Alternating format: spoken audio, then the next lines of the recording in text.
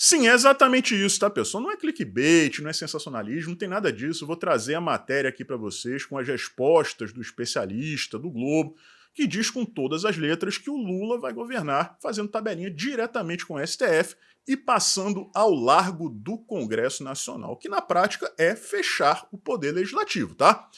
E o mais impressionante não é nem o fato em si, é a naturalidade com que a imprensa lida com este fato. Se isso não for golpe, eu não sei o que seria, mas o golpista é o Jair Bolsonaro, né? Aguardem, porque a coisa é seríssima e eu espero que o Congresso Nacional tome uma atitude antes que seja tarde demais. Se bem que talvez até já seja, né? Esse é o nosso tema principal de hoje, vocês não perdem por esperar. Mas antes, um comentário rápido aqui a respeito do PSD, partido do Kassab, Gilberto Kassab, né, que não está tendo bom dia definitivamente. Primeiro eu trouxe para vocês aquela matéria da deputada estadual aqui do Rio de Janeiro, do partido dele, sendo investigada por envolvimento com milícias. Ela que fez o L, trouxe para vocês foto do perfil dela no Instagram, fazendo comício com o Lula, dizendo que a democracia tinha vencido, enfim. Mais uma narrativa que cai por terra, né? Não é o primeiro caso. Em 2023, Lula chegou a ter uma ministra ligada umbilicalmente às milícias do Rio de Janeiro. Ela que depois foi demitida para acomodar um homem hétero branco rico do Centrão. Agora, pessoal, segundo caso do dia é o seguinte, um suplente de vereador da cidade de Goiânia, em Goiás, acusado de praticar estupros em série. Ele marcava programas com prostitutas, né, com profissionais do sexo, vamos dizer assim, e as roubava. Tá? E ele é do PSD também, partido do Gilberto Kassab, que é sempre importante ressaltar, né, pessoal? Elegeu um monte de prefeito no interior de São Paulo se vendendo como partido conservador, apesar de ter o socialista no nome da sigla, né? Enfim, né, no vácuo do Jair Bolsonaro, da popularidade do Jair Bolsonaro. A gente sabe que o interior de São Paulo provavelmente é a região mais conservadora do Brasil. Ano que vem, a gente vai ter eleições municipais novamente. E vocês estão vendo aí o que está acontecendo. Gilberto Kassab orientou toda a sua bancada no Senado a votar a favor do Flávio Dino. Caso tivessem votado contra, ele teria sido vetado. Então, o principal responsável pela nomeação do Flávio Dino depois do Lula é o Gilberto Kassab e o seu partido, o PSD. E aí temos envolvimento também com milícias e agora um potencial estuprador em série, também fazendo parte ali do partido do PSD. Ano que vem, galera, principalmente vocês aí do interior de São Paulo, não votem em candidatos desse partido, tá? É enganação. Eu vou continuar falando isso até o dia da votação. Agora vamos lá, pessoal. Vamos falar aqui a respeito dessa entrevista, porque o que mais me impressionou, como já falei aqui, não é nem o fato em si, porque eu falei sobre isso, falava sobre desde o ano passado. Eu disse para vocês quantas vezes no canal antigo, né? Se o ladrão subir a rampa, acabou. O Brasil agora tem um Congresso conservador. Eu dizia na época, não tem. Se você pegar ali os deputados, 50, 55, 60 no máximo que de fato são de direita. O resto é cooptável. É só dar a graninha, a gente está vendo isso se confirmar aí através dessas emendas, né? Vamos passar a reforma tributária, 10 bilhões de reais em 24 horas, 3 milhões e 400 mil por minuto durante a passagem da segunda para terça-feira e o cara aprova, porque eles não são de direita, se elegeram nas costas do Jair Bolsonaro, mas balançou a grana na frente, né, tá tudo resolvido. Então, eu falei sobre isso, várias outras pessoas falaram e a comprovação está vindo. Só que agora, pessoal, a gente tem entrevista de especialista, né? O cara é especialista, eu vou trazer o nome dele aqui para vocês, e ele fala sobre isso como se fosse a mesma coisa de tomar um copo d'água. Não, o Lula vai evitar o Congresso, já que ele está tendo muito problema, né? Está tendo que gastar muito dinheiro, e vai governar diretamente com o STF, que hoje atua como se fosse um órgão político. Ele fala assim, o que é o Gilmar Mendes se não um senador da República? O mesmo vale para o Alexandre de Moraes. E aí o Globo publica essa matéria e não tem nem assim, um vernizinho assim de revolta, de surpresa. Tá tudo dentro do script. Vou fazer o seguinte, eu vou ler aqui algumas perguntas, tá? Com as respostas do cidadão e a gente vai comentando e no final a gente conclui. Como eu disse aqui, se preparem porque a coisa é muito séria. Ou o Congresso age, ou então já era, se é que já não foi. Vejam aí, professor do Instituto de Estudos Sociais e Políticos da Universidade do Estado do Rio de Janeiro, a UERJ, e pesquisador da Casa de Rui Barbosa, Christian Lynch, é o nome do especialista, defende, em entrevista ao Globo, vejam só, que o presidente Lula desenha no atual mandato um novo modelo de governabilidade que inclui o Supremo Tribunal Federal no presidencialismo de coalizão. Tá? Ele está chamando isso aí de um novo modelo de governabilidade. Passar ao largo do legislativo é um modelo de governo não previsto na Constituição. Como eu falei, vejam a naturalidade. Né? Ele completa ali, na visão do cientista político, esse é o caminho encontrado para compensar as dificuldades no Congresso. Ou seja, se você não consegue governar com o Congresso, você o ignora.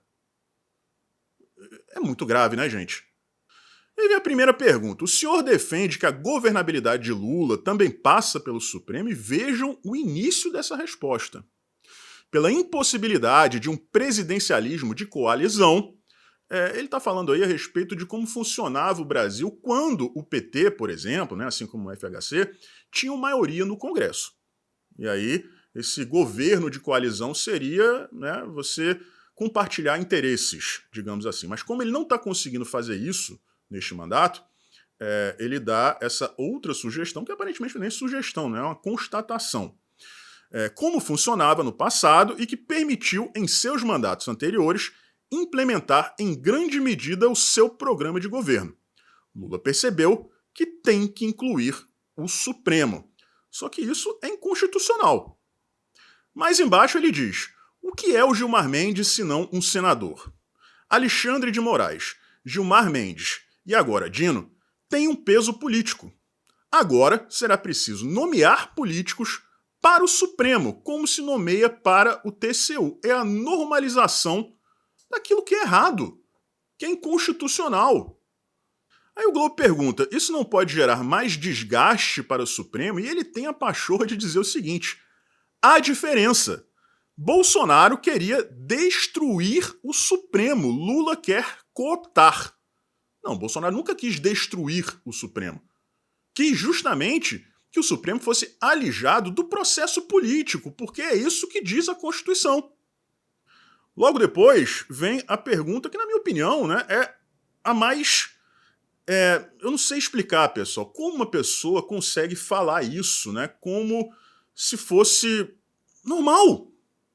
E quais são as necessidades do legislativo? Ele diz, os políticos querem conversar, não acordar com a Polícia Federal na mansão deles. Vocês veem que não existe nada, não existe menção do crime, né? Que os políticos acordavam com a Polícia Federal porque cometiam crimes.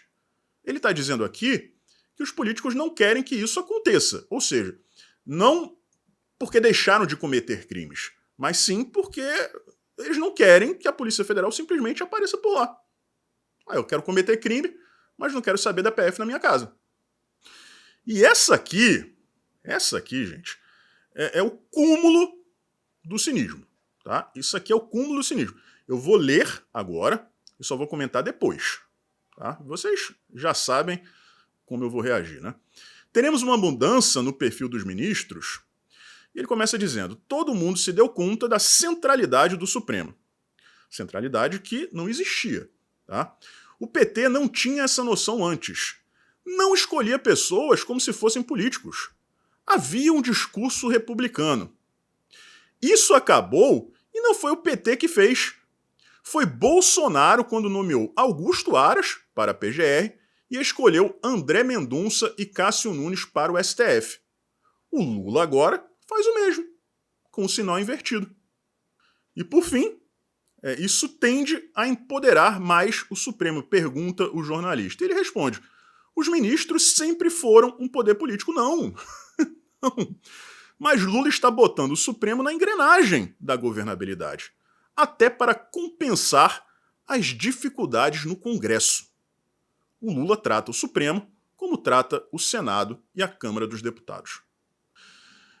caro senhor Lynch, especialista do Globo, né, o senhor que funcionário da UERJ, né, Universidade Estadual aqui do Rio de Janeiro, como o senhor tem o cinismo, a cara de pau, a coragem, a petulância de dar essas declarações como se isso que o senhor está falando fosse a coisa mais normal do mundo? Isso é contra o que está escrito na Constituição. O senhor está normalizando o fechamento tácito do Congresso Nacional. Esse é um novo modelo de coalizão. Já que o governo federal, que o executivo não tem maioria no Congresso, não consegue governar, né, na base da coalizão, né, do diálogo, estão pedindo muito mais do que o executivo pode dar, então vamos ignorar o Congresso Nacional, vamos governar com o Supremo Tribunal Federal, que passa a ser tratado como se fosse um Senado, como se fosse uma Câmara dos Deputados. E repito, como se o cara fala isso como se estivesse tomando um copo d'água, como se fosse a coisa certa a ser feita. Ele tem, gente... Olha, como é que o cara diz que o Bolsonaro quis fechar, destruir o STF? O Bolsonaro quis que isso que ele fala com tamanha naturalidade não acontecesse. Que seja, o judiciário participando do processo democrático, do processo político. E é o Bolsonaro que está errado. Não, o Lula vai cooptar o STF. Vejam só, o cara fala com todas as letras. O Lula quer cooptar o STF. Mas o errado era o Bolsonaro, que não queria que isso acontecesse. E aí, mais pra frente, depois de dizer, né, que o Gilmar Mendes, que o Alexandre de Moraes atuam como se fossem senadores, ele diz que foi o Bolsonaro que começou com essa história de indicação política. Porra, ô seu Lynch, o Edson Fachin fazia campanha pra Lula, pra Dilma, tem vídeo dele pedindo voto pra Dilma Rousseff. O Dias Toffoli era advogado do PT. O Barroso só entrou no STF porque defendeu um terrorista. Isso aqui é coisa mais ideológica que essa.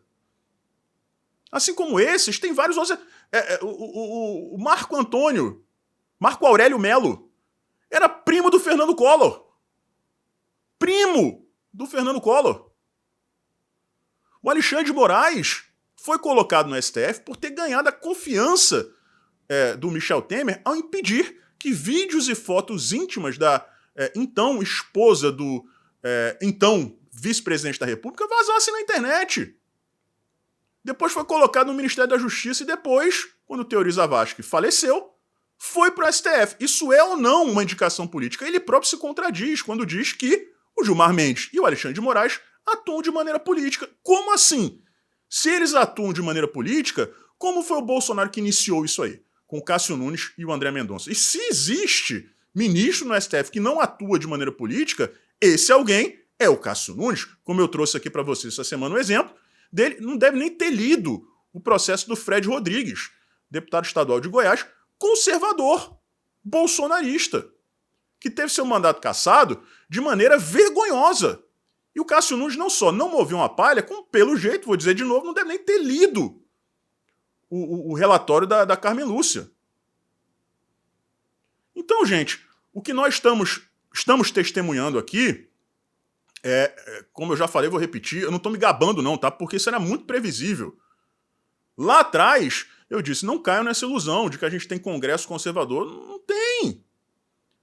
Ele vai dar dinheiro. Se o dinheiro acabar, ele vai fazer o bypass, vai ignorar o Congresso Nacional e vai governar com o STF. Pimba, tá aí. É justamente isso que está acontecendo. Agora, o pior, gente, eu vou repetir isso 1 milhão de vezes, não é nem o fato em si. É a naturalidade. Como a imprensa e um cidadão como esse, como o senhor Finch aí, né, como eles normalizam isso, como se fizesse parte do processo democrático, como se estivesse escrito na Constituição, sendo que é justamente o contrário. A atuação político-partidária da parte de ministro do STF é crime de responsabilidade passível de processo de impeachment. E ele está dizendo aqui que o Lula vai fazer justamente isso, vai politizar o STF. Então vai ter que empichar todo mundo. É uma vergonha para a UERJ ter um cidadão como esse em seus quadros. Alguém que fala com essa naturalidade a respeito de atentados à democracia. De rasgões na Constituição Federal. E aí, o que vai acontecer? O Erge, você vai permitir isso? Não vai acontecer nada com esse cara? Congresso Nacional, vocês não vão reagir ou vocês já sabem que é tarde demais e que o bonde, que o trem já passou, vocês perderam o bonde? Olha, gente, eu não sei mais o que falar. Era Bolsonaro que era o golpista. Esse cara aí também fala a respeito de golpe. Nessa entrevista, ele fala assim, depois da tentativa de golpe de 8 de janeiro. O cara passa uma entrevista inteira falando a respeito de um golpe em curso e quer dizer que o 8 de janeiro, um monte de senhorinha do Zap, né, com terço e bandeira, e os tiozões do churrasco, a camisa do Brasil, são os golpistas que queriam arrancar o Lula do poder. Olha, gente, eu sabia que o negócio, a vaca ia pro brejo, mas eu não sabia que ia ser tão rápido e com a conivência desses players aí. O Congresso, que tá literalmente de 4, até ano passado tava de joelhos, agora tá de 4, implorando, vem. E a imprensa? E a imprensa? Esse homem aí, esse Fint aí, tinha que ser convocado pelo Congresso Nacional. Tinha que ser convocado pela Câmara, pelo Senado, para dar explicações. Porque ele está sugerindo que o Lula vai fazer tudo que a Constituição Federal não prega e não permite. De onde ele tirou essa informação? É uma sugestão? É uma constatação? Ou é um conjunto das duas coisas? Uma combinação? É uma constatação que ele apoia? Com a palavra, o especialista do Globo. E, por favor, deputados conservadores, senadores conservadores, convoquem este homem. Convoquem e exijam explicações. Porque se tudo isso aqui for verdade, é melhor que vocês o façam. Porque daqui a pouco, vocês não vão poder fazer. Um forte abraço e a gente se vê por aí.